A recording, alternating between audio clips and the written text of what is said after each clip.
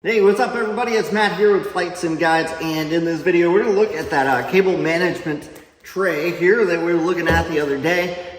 So if you haven't watched the previous video where I actually went through the purchase on this, you guys go ahead. I'll leave a link up in the video or wherever. Go check that out. But if you just want to hang out and look, actually see it, we have the real version here. So this was supposed to be 25 inches.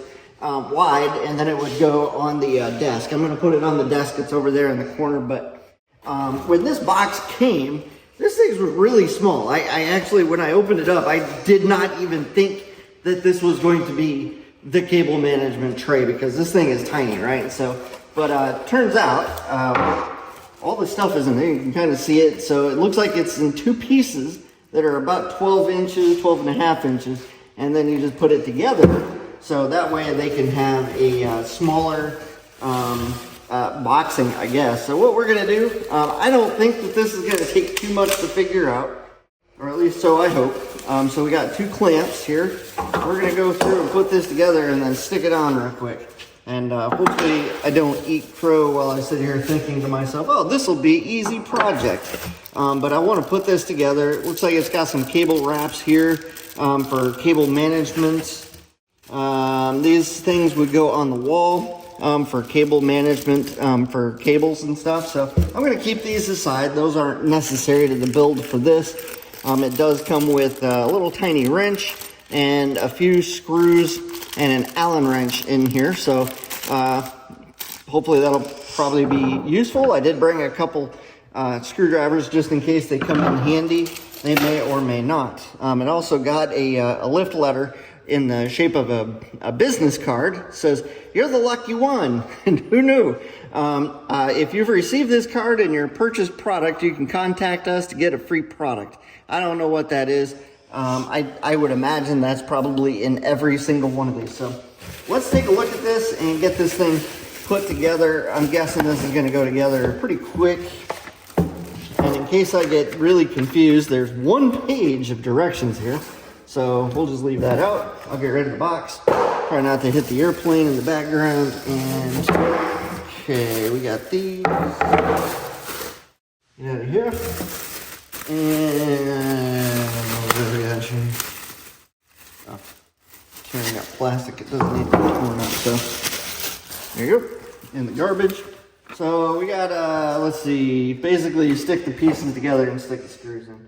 So as I thought, they nest inside of each other just like this. And that's pretty much it. Let's open this thing up and see what we got. Figure this thing would go together in probably a pretty good jiffy. So these things go together. I got two of these are going to go on one side, two on the other. See which screws go where here. Matters. Doesn't even for. Okay, so the ones that have like a kind of a screw nut, that'll be used for these right here, and these are the clamps that'll go on the desk. So these are pretty fixed. You're not going to change this.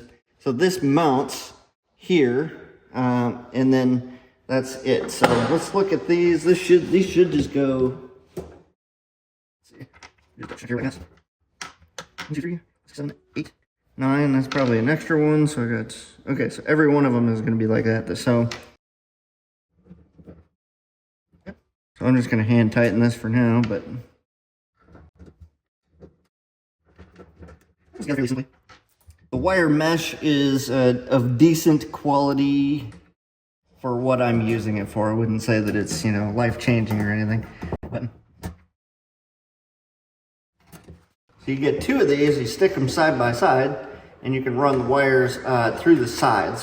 What I think would be better for this would be, you know, if you could run wires down through it. So literally that's all it was. All I have to do is tighten it now, and then I would do the same thing with these. You could probably put them either way, I'm guessing. But so this goes outside. That.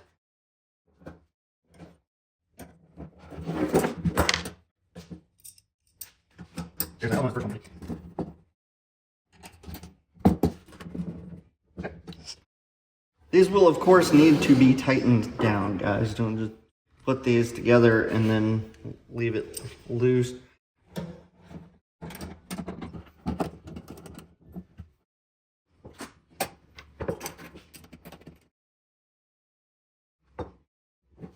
That's it. That definitely needs to be tightened down.